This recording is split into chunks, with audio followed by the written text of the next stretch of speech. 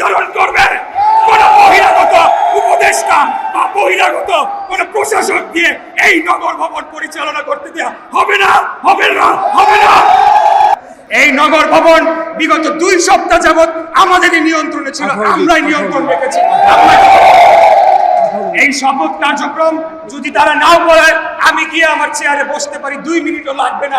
ঢাকা শহরের জনগণ বারে বারে আমাকে আহ্বান জানিয়েছে, কেন আমি শহীদ মিনারে গিয়ে ঢাকাবাসীকে সাথে নিয়ে শপথ করে দায়িত্ব পালন বা দায়িত্ব গ্রহণ আমি নিজেই কেন নিয়ে নিচ্ছি না। তখন আমরা বলেছি, যেহেতু আমরা একটা নিয়মতান্ত্রিক রাজনৈতিক দল, আমাদের দলের পক্ষ থেকেও আমাদের নেতা বিশেষ করে জনাব সালাউদ্দিন আহমেদ বারবার বিভিন্ন পর্যায়ে যোগাযোগ করেছে।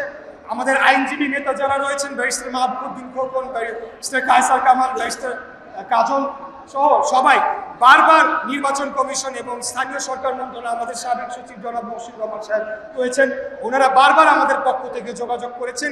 কারণ আমরা নিয়মতান্ত্রিক রাষ্ট্র পরিচালনায় বিশ্বাসী। আমরা চাই না কোনো ধরনের একটা বাজে উদাহরণ সৃষ্টি হোক।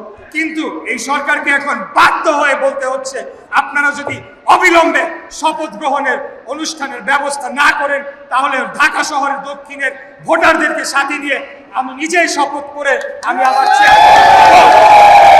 এবং নগর ভবন কিভাবে চলবে সেটা ঢাকাবাসী নির্ধারণ করবে।